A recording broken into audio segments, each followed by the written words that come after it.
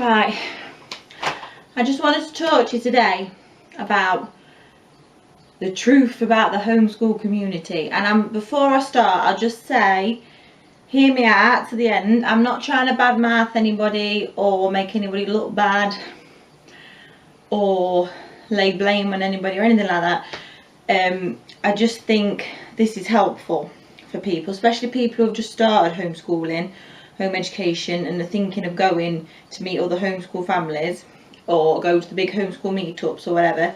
I think it might be helpful because if you follow my Facebook blog, Home Education the Mad Lads, I did some posts about, I've done a couple of posts along a similar vein to this, and people have found it helpful. So, right,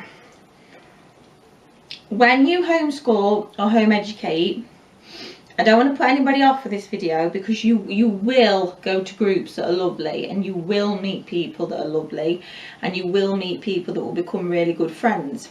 But at the same time, the homeschool community is like any other community.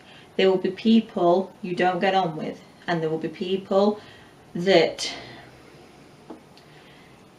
aren't as nice as you are. We'll put it that way.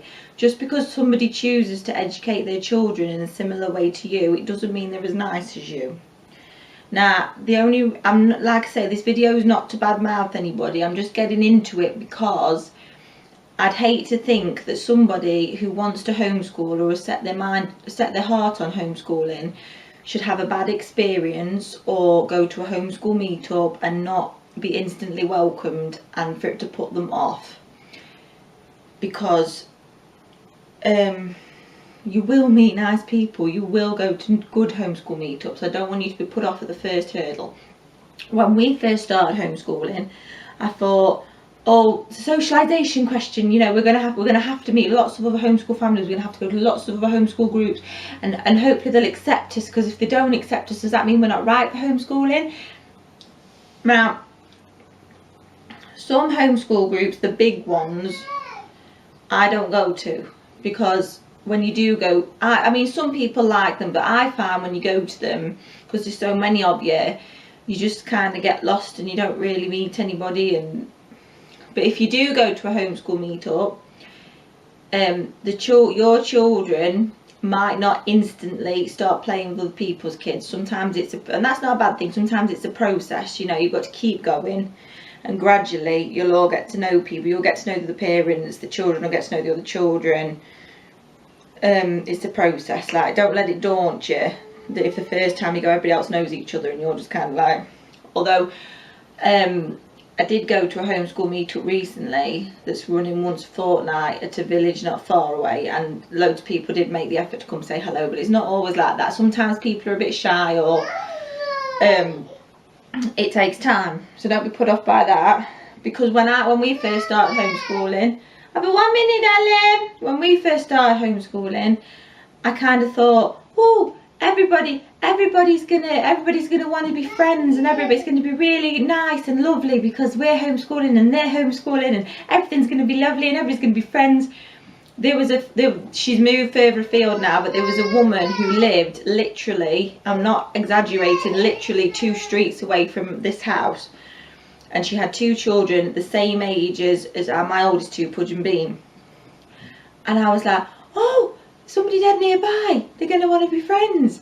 And I made a bit of a fool of myself, actually. I tried about 4 separate occasions to get this woman to meet up or do something, and she just wasn't interested. And I went to a bigger meet-up at a country park in the second nearest town, and she come with a friend of hers, and neither of them was interested in talking to anybody else. In fact, they left the group, they went off and explored on their own. They weren't remotely bothered. Just 1 minute. Pinky wants me. I'm back. But then so there was people who just weren't interested, and if it was me, or if they thought they had enough friends or whatever, but there were people who were interested. And a little group of us, there was about 6 different mums, all started going to parks and things together, And I thought, naively again, I thought, oh, we're all so different, but that's lovely, because that's what socialisation is, mixing with different people. And I still stand by that. I still think it shouldn't matter if people are different, or if the mothers have got different opinions or whatever. They should all get on, especially for the sake of the children, because at the end of the day, that's what this is about, the children. It's nice if you get on with the other homeschool mums, but that's not why you're there, is it? You're there for the children to socialise. But anyway, we all met up, all of us together, all 6 of us. And then 2 of the mothers got very cliquey. They like started meeting up on their own, but that was fine. Some of us thought, oh, why aren't we being invited? But we thought, we'll be grown up, you know, they're entitled to meet on their own, you know. But then they started wanting to see us less and less, and went off on their own more and more, to the point where they just weren't interested in seeing the rest of us at all. So I said they were out of the group. And then there was another lady, the one who'd actually set up the group in the first place. And it got to a point where we was constantly inviting her to things, and she kept making excuses she didn't want to come. We never found out why either. So then there was 3 of us left. And the one I call Off-Grid Homemade Mum on my Facebook blog, who lives on a farm, and the one I used to call, I don't mention her at all now, the one I used to call my favourite homemade mum, because she was. And we all used to meet up together, or sometimes we'd all meet, you know, we'd all meet separately. And that was fine, it was all going on fine. But the one I used to call my favourite homemade mum, she was lovely. She was lovely in person. I used to love meeting up with her. The kids used to love meeting up with her. She was lovely in person. But at night, when she'd had a few glasses, she used to become keyboard warrior. And that was the reason that the lady who set up the group and to come less and less and less eventually stopped speaking to any others. Because my favourite homemade mum keyboard warriored and said, oh, I never knew what she'd said. We only got like the Cliff Notes version. Said a load of stuff. And the woman understandably didn't want to see any of us again, even though we weren't the ones who had done it. And she did it to another mother as well, keyboard warriored. And she used to message me sometimes, nasty stuff. But it was always about me or my husband, and I'm not getting into it because apart from the fact we were friends, it's not relevant, but she was having problems at home, marital problems at home. So I used to, and then the next day she'd act like nothing had happened. So I used to just think, oh, you know, I'm not really happy about this, but she's going through a tough time. I'll let it go, because she's so lovely in person. And she did it lots and lots of times. And it got to a point where I said to my husband, I wish I could only see her in person, because she's lovely in person. I much like her better in person than when she's keyboard warrioring. Anyway, things rattled on. We kept meeting up, went camping together, all the rest of it. Lovely, lovely, lovely. And the last time I saw her, we had a really nice time. And then all of a sudden she didn't want to see me, and I didn't know why. And Off-Grid Homemade Mum, the one who lives on the farm, thought that we needed to, so obviously there's some kind of bad feeling going on. Nobody knew, me and her didn't know why we needed to speak. So she said to my favourite homemade mum, what's the problem? My favourite homemade mum then messages me, sent me a message over Facebook saying she always had to come to me, I never went to her, and a lot of nasty stuff about my children. So I was in complete shock to start with, because I was thinking, why? So I just messaged back and I said, once I got over being really upset, because I was really upset because she was a friend, I just said to her, look, you have never said you have a problem with coming here, because if you drive here it takes you 20 minutes. If I get a bus to your house it takes an hour and a half, which you know, you've never said you've had a problem with it. I've offered on 2 separate occasions to come to halfway on the bus, which would take me an hour, near enough halfway, but it'd take you 10 minutes, and you didn't want to. You said it was fine, you're coming down here. And I said, and you arranged a meet-up to Derby Museum, which is 10 minutes away from her, and we all come and you didn't show up because you had a paddy over parking, which were her words. She said she had a paddy because she couldn't find anywhere to park. I said, so I don't understand that. Plus, we get 2 buses there, 2 buses back to go to Crouch Tramway with you because that's what you wanted to do. So, and then the stuff about my kids, I just kind of left it a bit because I was really, really shocked. Really upset, really shocked.